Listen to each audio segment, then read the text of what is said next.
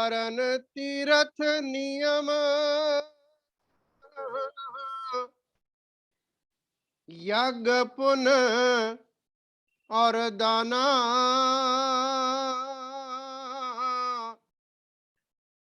सेवा साधन हृदय धारै, गुरुमुख सत समाना।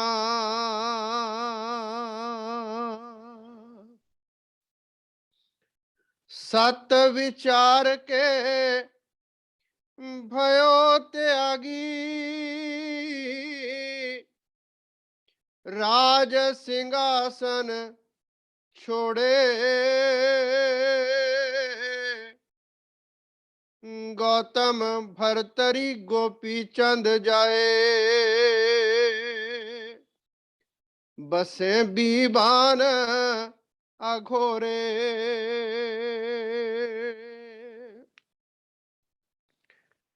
सत के ताई दाता होया, हरि चंद सतदानी, राज त्याग के लई गुलामी, जय शमशान करी निगरानी।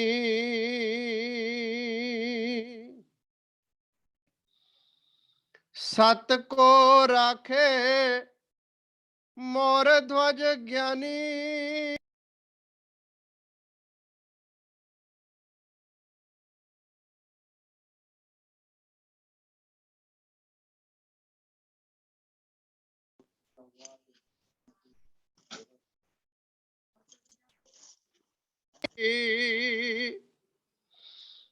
मन साची सार पहचाना,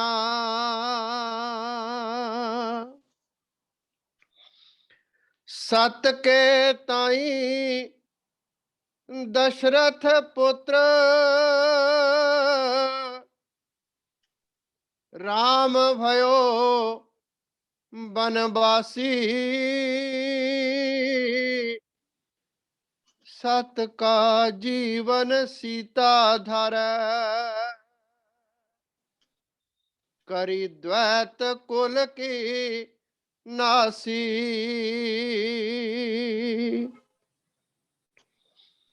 सत विचार के निर्दय हुआ,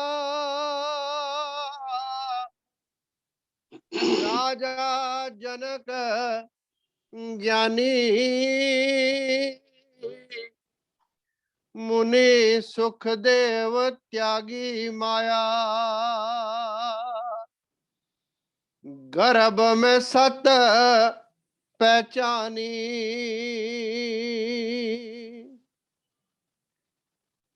सत विचार के भस्म लगाई, कैलाश का भयो निवासी, गौर जान इस दिन सेवा की जय, धारी समाद अविनाशी, सत का मंडन पाखंड खंडन, सत पुरुष जग आए,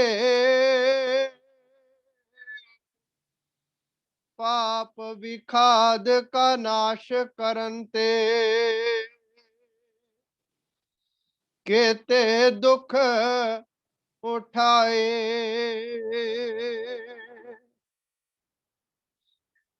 सत ही सार जगत में जानो, परम आनंद सुख राशि, मंगत सत कमावे गुरमुख, कट कर्म की फांसी।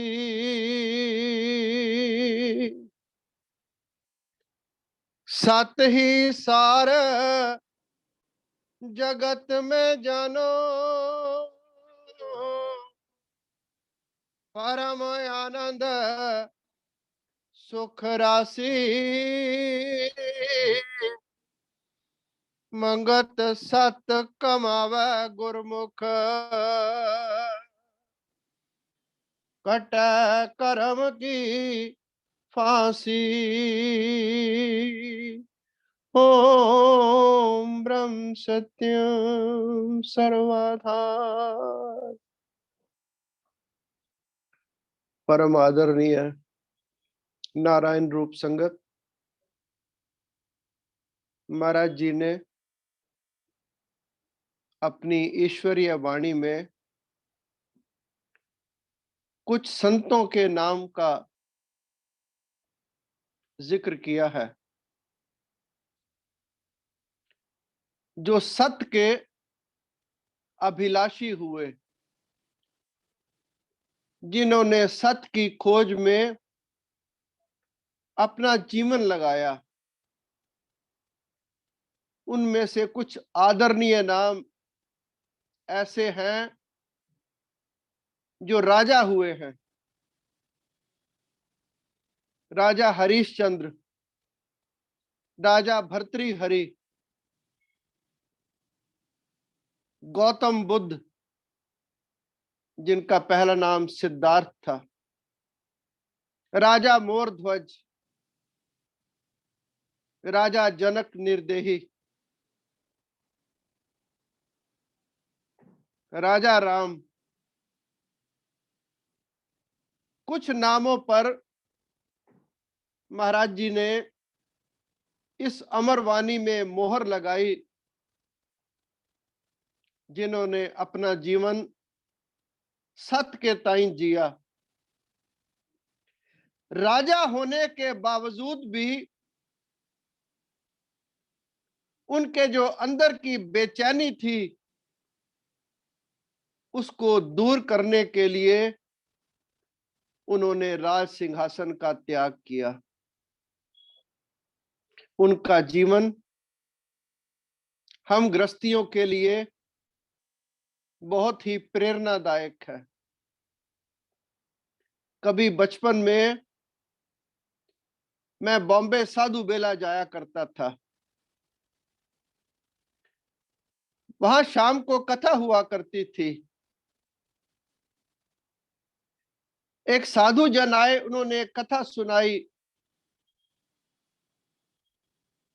कि एक संत किसी गृहस्थी के यहां गए और कहा कि चलो तुम्हें बैकुंठ ले चले। वो कहने लगा, नहीं, अभी तो गृहस्थ के बड़े काम पड़े हैं, अभी बैकुंठ में जाकर क्या करना है। एक दिन संत फिर गए, देखा वो प्राणी गुजर गया था। उन्होंने अपने ज्ञान चक्षुओं से देखा, वो उस घर में कोई जानवर बना हुआ था। उन्होंने फिर कहा, चलो तुम्हें अब बैकुंठ ले चले। वो कह बोले, नहीं, मैं इस आंगन में बंधा बंधा अपने बच्चों को, पोतों को देख लेता हूं, मेरी अभिलाषा पूर्ण हो जाती है।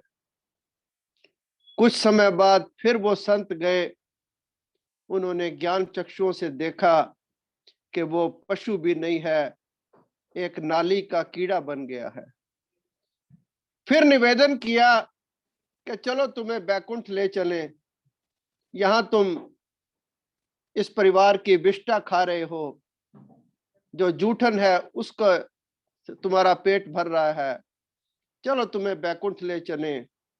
उस नाली के कीड़े ने उन संत की अनुनय विनय को फिर अस्वीकार कर दिया, क्योंकि सत्य के ताई जिज्ञासा उत्पन्न ही नहीं हुई। नाली का कीड़ा बनना स्वीकार है, मगर संत के वचन हृदय धारण करके बैकुंठ जाना स्वीकार नहीं है। जिनके जीवन में सत्य की अभिलाषा आ जाती है, सत्य के प्रति जागृत हो जाती है। वो कहते हैं मांस गया पिंजर रहा, ताकन लागे काग, साहिब अजहू ना आयो, देख बंदे के पाग। लकड़ी जल कोयला भई, कोयला जल भयो राख, मैं पापन ऐसी जली, कोयला भई न राख। कबीर साहब फरमान करते हैं, सुखिया सब संसार है, जो खाए और सोए, दुखिया दास कबीर है, जो जागे और रोए। एक संत कहते हैं, नैन हमारे बावरे, छिन छिन लोड़े तुझ, ना तुम मिलो ना मैं सुखी, ऐसी विद ना मुझ। साहित्य जीवन गाथा शबरी की भी हम पढ़ लेते हैं। आयु पर्यंत वो बिरह में, बैराग में जलती रही, इस आशा में कि कभी ना कभी राम जरूर आएंगे। और जिनका जीवन केवल इसी आशा पर केंद्रित रहता है, उनकी बिरह, उनका बैराग एक दिन रंग लाता है। आदरणीय प्रेमी प्रदीप कक्कड़ जी महाराज जी का एक शब्द अक्सर उच्चारण करते हैं, आशा एको चरण की, सुन बेनती प्रभ मोर, मंगत करे पुकार नित, नहीं तुझ बिन सूझे ठोर। जिनके जीवन का केवल और केवल एकमात्र ध्येय उस सत्य की प्राप्ति करना होता है, उन्हें मंजिल मकसूद मिल ही जाती है। इस बात के लिए एक बिरह और एक बैराग, ये दो बड़ी जरूरी चीजें हैं। महाराज जी से एक प्रेमी ने प्रश्न किया, महाराज जी बिरह किसे कहते हैं? प्रेमी, बिरह की हालत वैराग प्राप्त होने के बाद आती है। महाराज जी बिरह किसे कहते हैं? प्रेमी, बिरह की हालत वैराग प्राप्त होने के बाद आती है। जब संसार से वैराग्य हो जाता है, तब उस प्रभु को प्राप्त करने के वास्ते तड़प पैदा होती है, इसे बिरह कहते हैं। फिर प्रभु का प्रेम प्राप्त होने पर बिरह शांत हो जाती है। किसी कन्या की जब किसी से शादी विवाह की बात पक्की हो जाती है और जब कुछ उसमें देरी हो, तो वो कन्या घर के हर काम करती है, मगर उसकी जो लगन है, उसकी जो तड़प है, वो अपने प्रियजन के लिए वो सदैव 24 घंटे उसके मन में वो कसक रहती है। मेरे महाराज जी से फिर किसी प्रेमी ने प्रश्न किया, महाराज जी वैराग का क्या स्वरूप है?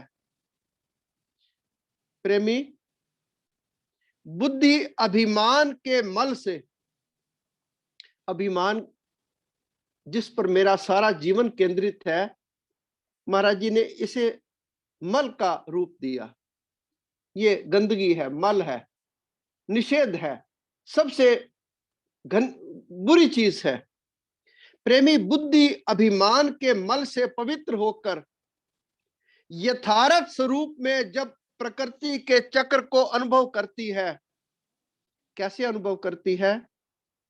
तमाम स्थूल आकार और अपना शरीर आदि अंत सहित, खेद, दुख सहित, कर्म सहित तब्दीली युक्त नित्य ही भयदायक प्रतीत करती है। यानी बुद्धि के प्रधान निश्चय में कुछ बातें जब बैठ जाएं, क्या कि मेरा जो ये शरीर है ये सदा के लिए नहीं है, इसका आदि और अंत निश्चित है। दुख और सुख इसमें अवश्य आने हैं। कर्म संयुक्त ये जीवन है, तब्दीली युक्त ये जीवन है। जो बचपन में शरीर था वो जवानी में नहीं रहा, जो जवानी में है वो बुढ़ापे में नहीं रहा। और एक लाइन महाराज जी और फरमान करते हैं, नित्य ही भयदायक प्रतीत होती है। यानी इस शरीर की संरचना ऐसी है कि हर वक्त ये भयभीत रहता है। निर्भय केवल उस आत्म सत्ता का नाम है। महाराज जी का वचन, किसी वस्तु में भी जब बुद्धि शांति को प्राप्त नहीं होती, अनुभव नहीं करती, बल्कि हर एक वस्तु परस्पर नाश के चक्कर में अपनी शक्ल को तब्दील करती हुई यथार्थ रूप में दिखलाई देती है, यानी उसकी बुद्धि आईने की तरह साफ है। यानी शरीर तब्दीली युक्त है, संसार के हालात तब्दीली युक्त हैं। जब ऐसी उसकी बुद्धि आईने के माफिक साफ हो जाती है तो महाराज कहते हैं इसको वैराग्य कहा जाता है।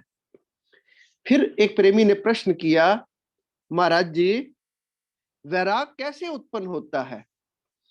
क्योंकि हम तो सोचते हैं कि खाते पीते वो परमात्मा मिल जाए, दुनिया के लवाजमात हम इस्तेमाल करते रहें और वैराग्य भी उत्पन्न हो जाए, तो फिर संत की कबीर की बात तो वो झूठी हो गई ना, कि सुखिया सब संसार है, जो खाए और सोए, दुखिया दास कबीर है, जो जागे और रोए।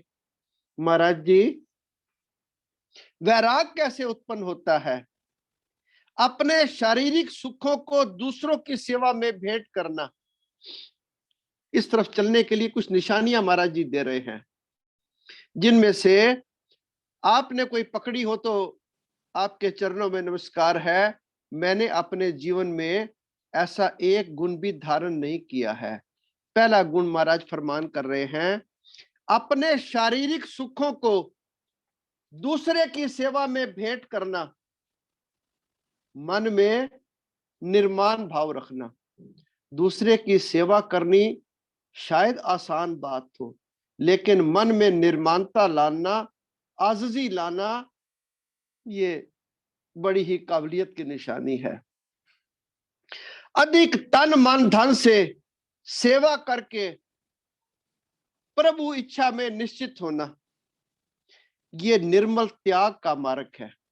यानी कि अपना तन मन धन दूसरे की सेवा में लगाकर फिर प्रभु इच्छा में निश्चित होना, ये एक निर्मल त्याग का मार्ग है।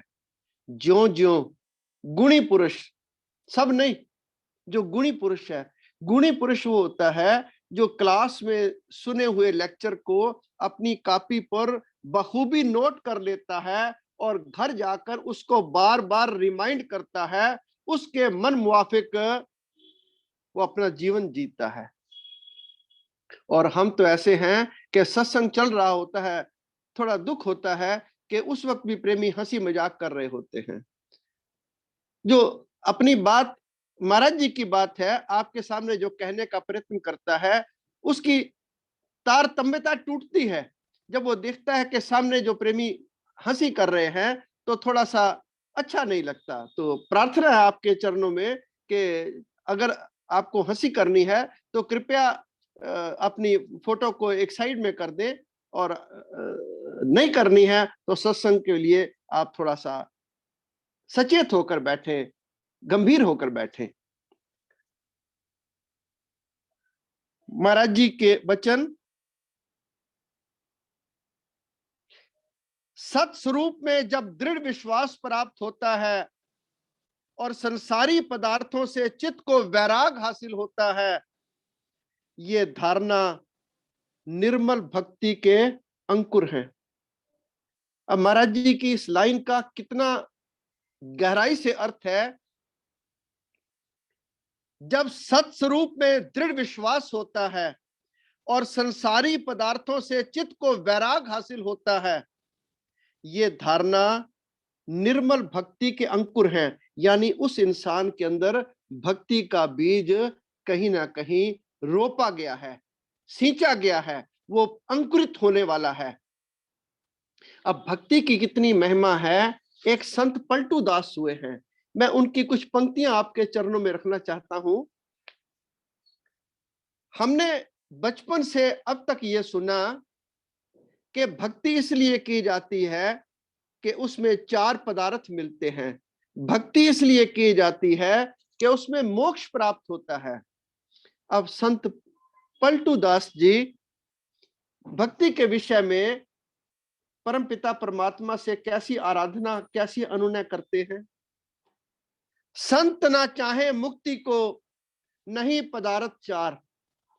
जो भक्ति करने वाले संत होते हैं, संत ना चाहे मुक्ति को, नहीं पदारथ 4, नहीं पदारथ 4, मुक्ति संतन की चेरी। मुक्ति तो संतों की दासी है। रिद्धि सिद्ध पर थूके, स्वर्ग की आस न हेरी। जो कहते हैं कि रिद्धि सिद्धि मिल जाती है भक्ति से, पलटू दास जी कहते हैं नहीं पदारथ 4, मुक्ति संतन की चेरी। रिद्धि सिद्धि पर थूके, स्वर्ग की आस ना हेरी। तीरथ करें ना व्रत नहीं, कछु मन में इच्छा। पुण्य तेज प्रताप, संत को लागे अनिच्छा। यानी भक्ति करने से पुण्य होता है, प्रताप मिलता है। संतों की ऐसी भी कोई इच्छा नहीं होती। ना चाहे बैकुंठ, ना आवागमन निवारा। वो ये भी नहीं चाहते कि बैकुंठ मिल जाए, ये भी नहीं चाहते कि आवागमन से निस्तारा हो जाए। 7 स्वर्ग अपगर अपवर्ग, तुच्छ समताही विचारा। इसको भी वो तुच्छ मानते हैं। फिर वो चाहते क्या है संत। पलटू चाहे हरि भक्ति, ऐसा मता हमार। संत ना चाहे मुक्ति को, नहीं पदार्थ 4। संत केवल उस परम पिता परमात्मा की भक्ति चाहते हैं। श्रीमद् भागवत में एक प्रसंग आता है। द्रौपदी ने युधिष्ठिर से विनय की कि आप भगवान कृष्ण से प्रार्थना क्यों नहीं करते कि वो दुखों की निवृत्ति कर दें। आप तो धर्मपुत्र हैं और जीवन भी सत्य का जीते हैं। युधिष्ठिर ने कहा, मैं परमपिता परमात्मा की भक्ति किसी कंसिडरेशन के लिए नहीं करता। कोई परमात्मा से मैं कारोबार नहीं कर रहा हूं कि मैं भक्ति करूं तो मुझे ये चीज मिल जाए। वास्तव में भक्ति वही है जिसके पीछे किसी प्रकार की भी कोई कामना ना हो, ना स्वर्ग की और ना आवागमन से मुक्ति की। वो भक्ति वास्तव में भक्ति है। मेरे महाराज जी का फरमान, महाराज जी कौन से साधन से मानुष की वृत्ति वैराग्यवान हो सकती है।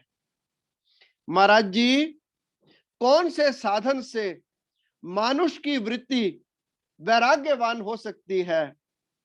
प्रेमी जी, गुरु के वचनों में अटूट विश्वास करने से तू आप ही वैरागवान बन जाएगा। प्रेमी जी, गुरु के वचनों में अटूट विश्वास रखने से तू आप ही वैरागवान बन जाएगा।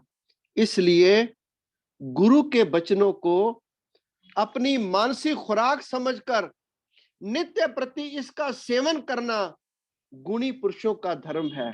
यानी गुरु के मुखारबिंद से जो वचन निकले, नित्य प्रति इनको सेवन करना, ये गुणी पुरुषों का धर्म है।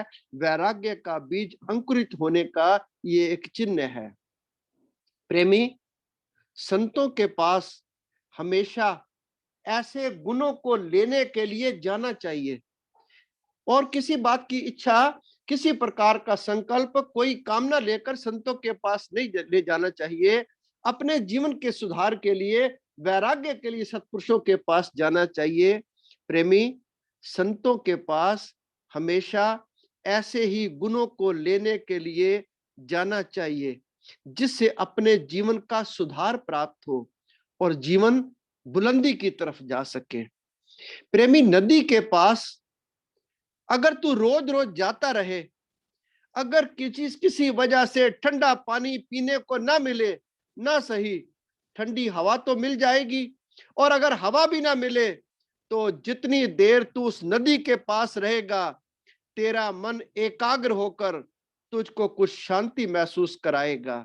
और प्रेमी, एक ना एक दिन नदी के पास जाने के सारे औसाफ, यानी संतों के पास जाने के सारे गुण तुझको प्राप्त होंगे।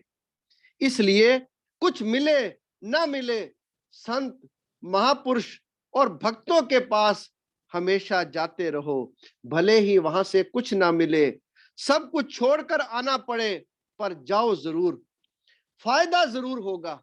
दो बातें महाराज कह रहे हैं। प्रेमी, भले वहां से कुछ ना मिले पर जाओ जरूर, सब कुछ छोड़कर जाओ पर जाओ जरूर, फायदा जरूर होगा।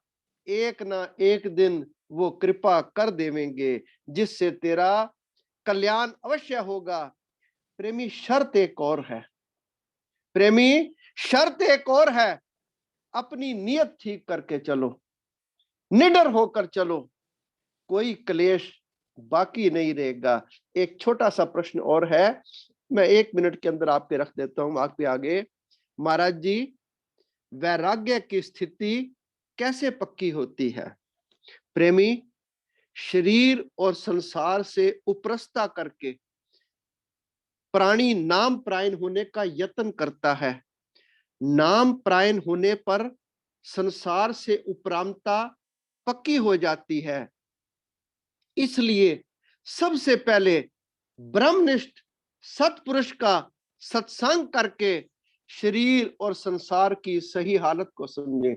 यानी मेरे शरीर की क्या अवस्था है, क्या हालत है, और संसार की क्या हालत है, इसका पता केवल ब्रह्मनिष्ठ तत्वेता सत्पुरुष के पास जाने के पश्चात ही हो सकता है। ऐसा समझने से उसको विवेक प्राप्त होगा, ऐसा समझने से उसको विवेक प्राप्त होगा, नाम में अधिक प्रायणता प्राप्त होगी, तब जाकर वैराग की स्थिति पक्की होगी। ओम ब्रह्म सत्यम सर्ववाद।